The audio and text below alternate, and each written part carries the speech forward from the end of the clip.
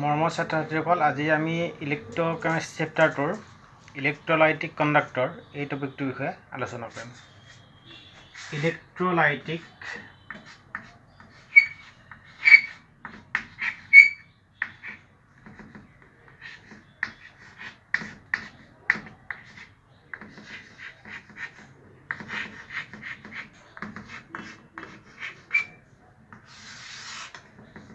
ইলেক্ট্ৰলাইটিক conductor. এতিয়া আমি ফিজিক্সত metallic কণ্ডাক্টৰৰ বিষয়ে শিকি আহিছোঁ। মেটেলিক কণ্ডাক্টৰ আৰু ইলেক্ট্ৰলাইটিক কণ্ডাক্টৰ এই দুইটাৰ এটা ডিফাৰেঞ্চ আছে, এই ডিফাৰেঞ্চটো আমি আলোচনা কৰোঁ। এতিয়া আমাৰ যিবিলাক মেটেলিক কণ্ডাক্টৰ আছে, সেই মেটেলিক কণ্ডাক্টৰবিলাকত কাৰেণ্টটো প্ৰবাহিত হয়, current flows due to flow' of electrons.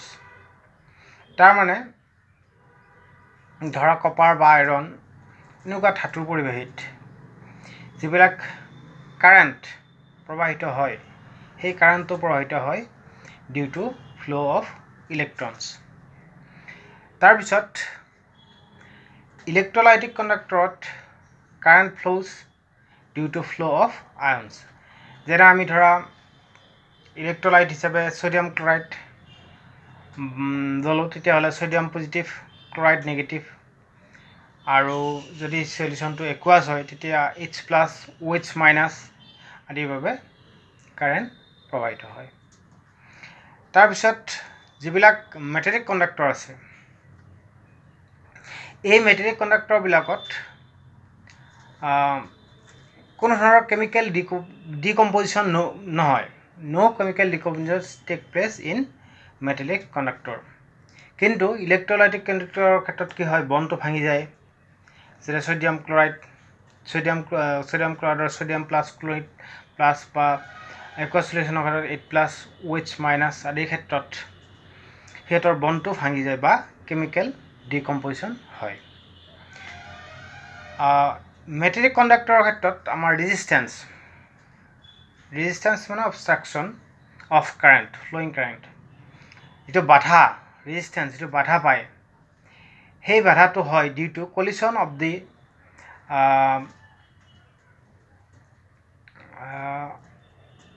Positive ions with the negative আয়নছ।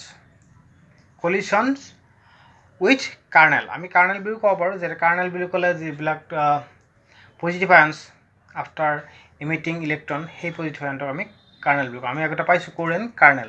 গতিকে ৰেজিষ্টেঞ্চটো হ'ব due to flow' of negative ions with the collision of kernels. তাৰপিছত আমাৰ ইলেক্ট্ৰলাইটিক কণ্ডাক্টৰৰ ক্ষেত্ৰত আমাৰ যিটো ৰেজিষ্টেঞ্চ হ'ব, সেইটো হ'ব এক নম্বৰতে সলিউট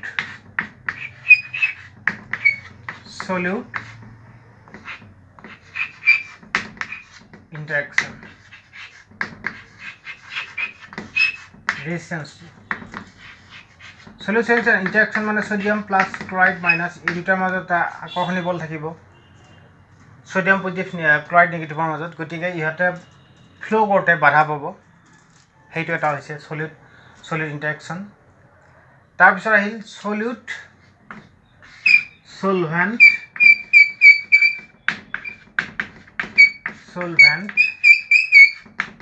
ইণ্টাৰেকশ্যন।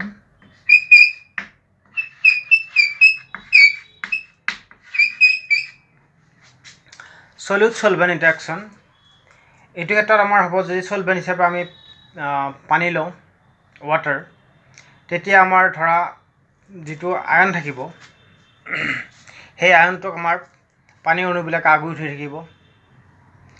ছ'ডিয়াম আয়ন ধৰা, ছ'ডিয়াম আয়নটোক H2O হাইড্ৰাইচিছ, এটা হাইড্ৰাইচিছ বুলি ক'ব পাৰোঁ, আগুৰি থাকিব। গতিকে ছ'ডিয়াম আয়নটোৱে ফ্ল' কৰোঁতে বাধা পাব। গতিকে এইটো হৈছে সলিউট সলভেণ্ট ইণ্টাৰেকশ্যন। আৰু এটা আছে আমাৰ সলভেণ্ট ইণ্টাৰেকশ্যন। সলভেণ্ট ইণ্টাৰেকশ্যন সলভেণ্ট ইণ্টাৰেকশ্যনটোক আমি ক'ব পাৰোঁ ভিস্কাছ ফ'ৰ্চ, এটাক আমি ভিস্কাছ ফ'ৰ্চ বুলি ক'ব পাৰোঁ। ধৰা এটা কনচেনট্ৰেটেড সলিউশ্যনৰ ক্ষেত্ৰত আমাৰ আয়নবিলাক মুভ কৰোঁতে যিমান ধৰণৰ বাধা হ'ব, এটা ডাইলুট যদি সলিউশ্যন লওঁ তাতকৈ সহজ হ'ব আয়নবিলাক মুভ কৰোঁতে। এটা কনচেনট্ৰেটেড সলিউশ্যনৰ ক্ষেত্ৰত আয়নবিলাক মুভ কৰোঁতে টান হ'ব বা বেছি বাধা হ'ব, বা ডাইলুট সলিউশ্যন এটাৰ ক্ষেত্ৰত সহজ হ'ব বা কম বাধা পাব। এইটো হৈছে আমাৰ 3 নম্বৰ difference between metallic conductor and electrolytic conductor. তাৰপিছত আমাৰ মেটেলিক কণ্ডাক্টৰৰ ক্ষেত্ৰত ৰেজিষ্টেঞ্চ ইনক্ৰিজেছ উইথ টেম্পাৰেচাৰ, অৰ্থাৎ উষ্ণতাৰ সৈতে আমাৰ যিটো ধাৰক বা ৰেজিষ্টেঞ্চটো আমাৰ কি হয়, বাঢ়ে। ইলেক্ট্ৰলাইটিক কণ্ডাক্টৰৰ ক্ষেত্ৰত কিন্তু ডিক্ৰিজ হয়, resistance is decreased resistance decreases with temperature. কাৰণ কিয়, ছ'ডিয়াম পটাছিয়াম আয়ন ধৰা ধৰি লৈছোঁ, ছ'ডিয়াম ক্লৰাইড আমি ইলেক্ট্ৰলাইট হিচাপে লৈছোঁ। ছ'ডিয়াম আৰু পটাছিয়াম ইহঁতৰ মাজৰ যিটো বান্ধনি, এই বান্ধনি বলটো ধৰা টেম্পাৰেচাৰ বঢ়ালে ইহঁতৰ মাজৰ বান্ধনিটো উইক হৈ যাব, ইহঁতৰ মাজৰ যিটো এট্ৰেক্টিভ ফ'ৰ্চটো উইক হৈ যাব। গতিকে ছ'ডিয়াম আয়ন ক্লৰাইড আয়নে তেতিয়া মুভ কৰাত সহজ হ'ব। গতিকে ইহঁতৰ মাজত ৰেজিষ্টেঞ্চটো কি হয়, কমি যায় টেম্পাৰেচাৰ বৃদ্ধি কৰিলে। এইখিনি হৈছে আমাৰ মেটেলিক কণ্ডাক্টৰ আৰু ইলেক্ট্ৰলাইটিক কণ্ডাক্টৰ ডিফাৰেঞ্চ। এতিয়া আমি কিছুমান জেনেৰেল টাৰ্মছ ইউজ কৰিম ইলেক্ট্ৰলাইটিক কণ্ডাক্টৰৰ ক্ষেত্ৰত। এতিয়া সেই টাৰ্মবিলাকৰ ভিতৰত প্ৰথমটো হৈছে ৰেজিষ্টেঞ্চ। Number 1 resistance.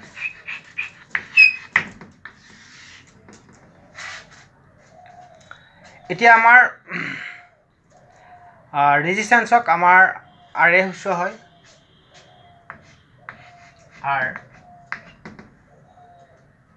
ৰেজিষ্টেঞ্চক আৰে সূচোৱা হয়, আৰু ৰেজিষ্টেঞ্চৰ একক হৈছে ওম। ইয়াৰ চিহ্নটো হৈছে এনেকুৱা, এইটো হৈছে ওম, এইটো হৈছে ৰেজিষ্টেঞ্চ। তাৰপিছত হৈছে কণ্ডাক্টেঞ্চ, পৰিবাহিতা।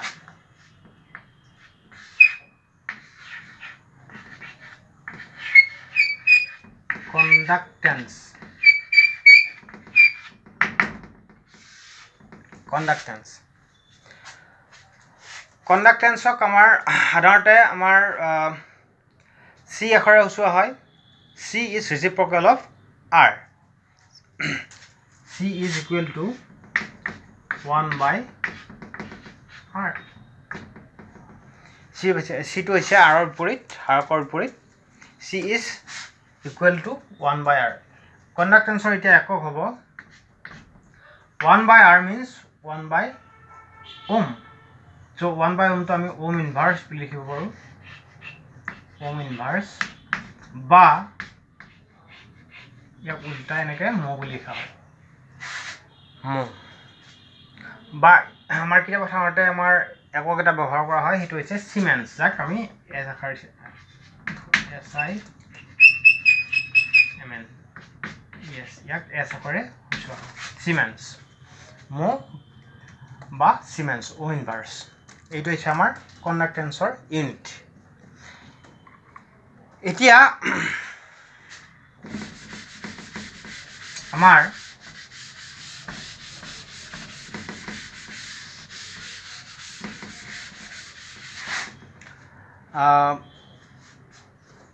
ইয়াৰ পিছত আন এটা টাৰ্ম আছে, specific resistance or resistivity. Specific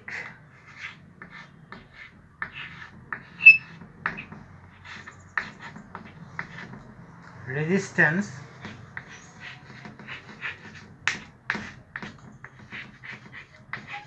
or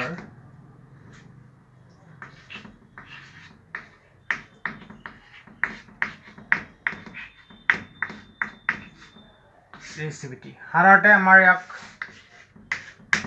ৰ আখৰে সূচোৱা হয় আৰু বেছিকৈ আমাৰ কিতাপত ৰেজিষ্টিভিটি টাৰ্মটো ব্যৱহাৰ কৰা হয় স্পেচিফিক ৰেজিষ্টেঞ্চ অৰ ৰেজিষ্টিভিটি এতিয়া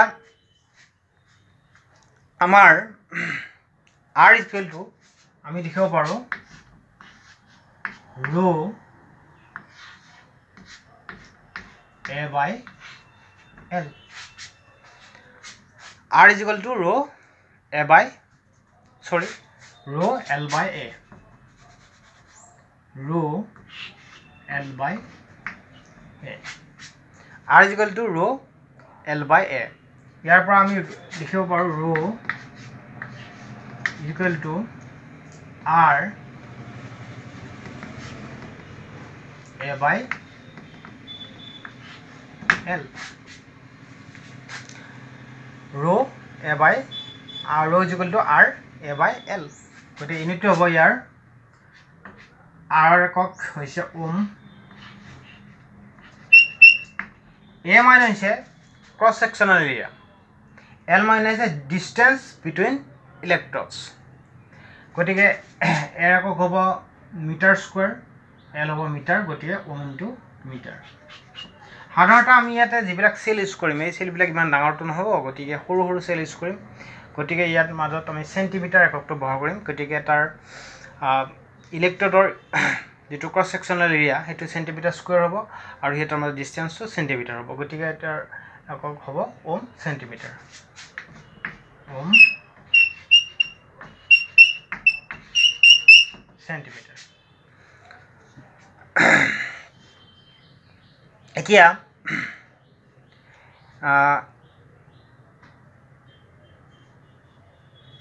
A আৰু L আমি কেনেকৈ নিৰ্ধাৰণ কৰিম ধৰা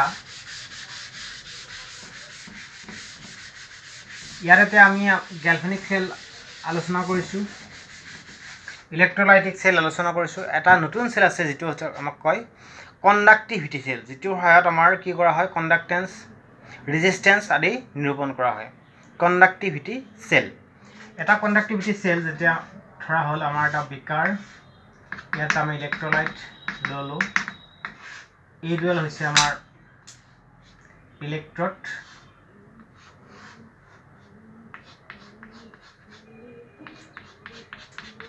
এতিয়া এই ইলেক্ট্ৰডৰ যিটো আমাৰ ক্ৰছ ছেকশ্যনেল এৰিয়া A সেইটো হ'ব A cross sectional area A আৰু ইহঁতৰ মাজত ডিষ্টেঞ্চ এই ইলেক্ট্ৰডৰ ডিষ্টেঞ্চ সেইটো হ'ব L এইটো হ'ব ইলেক্ট্ৰড দুডালৰ ক্ৰছ ছেকশ্যনেল এৰিয়া সদায় ইলেক্ট্ৰড দুডালৰ ক্ৰছ ছেকশ্যনেল এৰিয়াটো সমান হিচাপে লোৱা যায় যদি এডালৰ ডাঙৰ থাকে এডালৰ সৰু থাকে ধৰা হ'ল এডালৰ ক্ৰছ ছেকশ্যনেল এৰিয়াটো 10 চেণ্টিমিটাৰ স্কুৱেৰ আৰু এডালৰ ধৰা 8 চেণ্টিমিটাৰ স্কুৱেৰ তেতিয়া কমন যিহেতু সিহঁতৰ যিটো ক্ৰছ ছেকশ্যনেল এৰিয়া 8 সেইটো লোৱা হয় আৰু এলটো সদায় সমানে থাকিব ইহঁতৰ বিক্ৰিয়াৰ সময়ত গতিকে A হ'ব এইটো ক্ৰছ ছেকশ্যনেল এৰিয়া আৰু L distance between the two electrodes এতিয়া ইহঁতৰ L by A সদায় কনষ্টেণ্ট L by A সদায় কনষ্টেণ্ট আৰু L by A টোক কোৱা হয় আমাৰ কি হয় সেল কনষ্টেণ্ট সেল কনষ্টেণ্ট ইয়াৰ এককটো হ'ব ইউনিট এইটো যদি চেণ্টিমিটাৰ স্কুৱেৰ লওঁ A ক্ৰছ ছেকশ্যনেল এৰিয়া আৰু Lটো যদি চেণ্টিমিটাৰ লওঁ তেতিয়াহ'লে হ'ব চেণ্টিমিটাৰ ইনভাৰ্ছ চেণ্টিমিটাৰ ইনভাৰ্ছ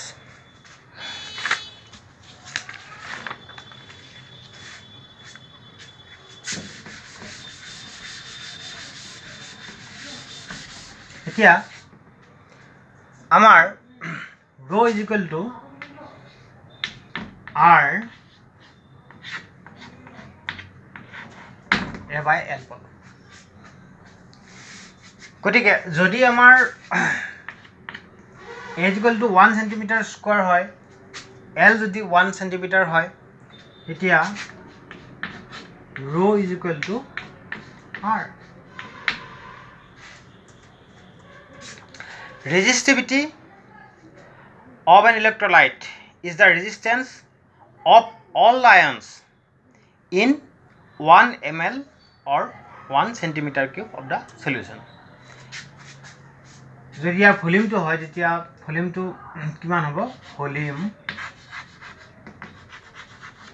আমাৰ ক্ৰছ সেকচনাল এৰিয়াটো হৈছে 1 cm স্কয়াৰ আৰু লেংথটো হৈছে 1 cm গতিকে ভলিউমটো হ'ব 1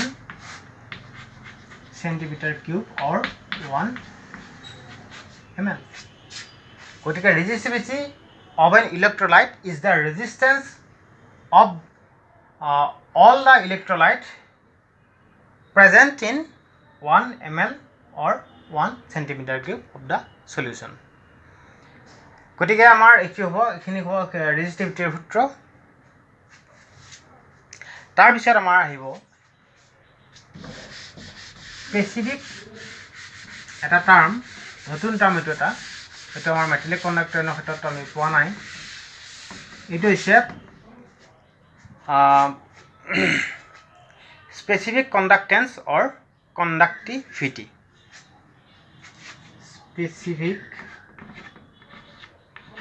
Specific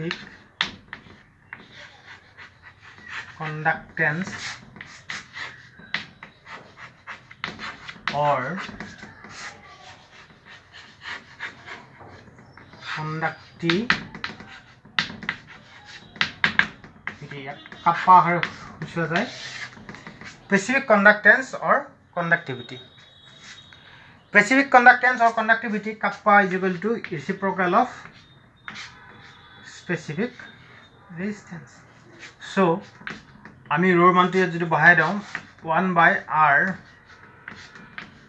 a by l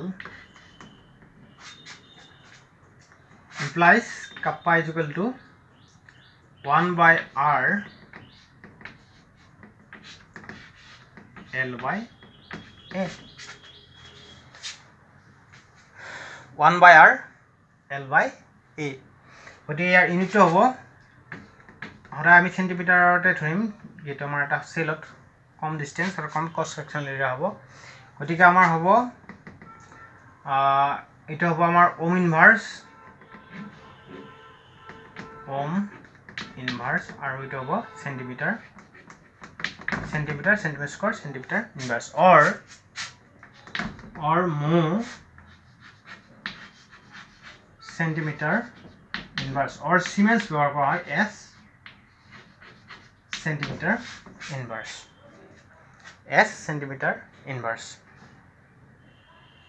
এতিয়া আমাৰ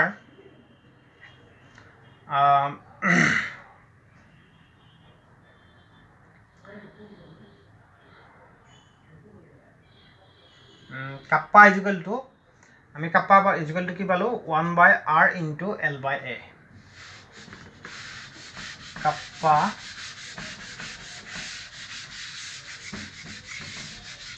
kappa is equal to 1 by r into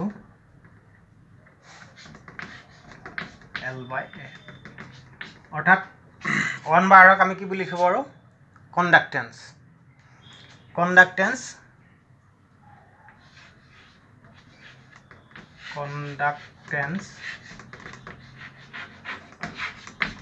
into L by L মানে হৈছে cell constant